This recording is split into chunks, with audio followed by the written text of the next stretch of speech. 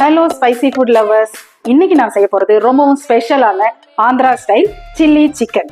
இந்த ரெசிபியை ஈஸியா 4 ஸ்டெப்ல எப்படி பண்றதுன்னு பார்க்கலாம் வாங்க. Welcome back to my channel trend with Nisha.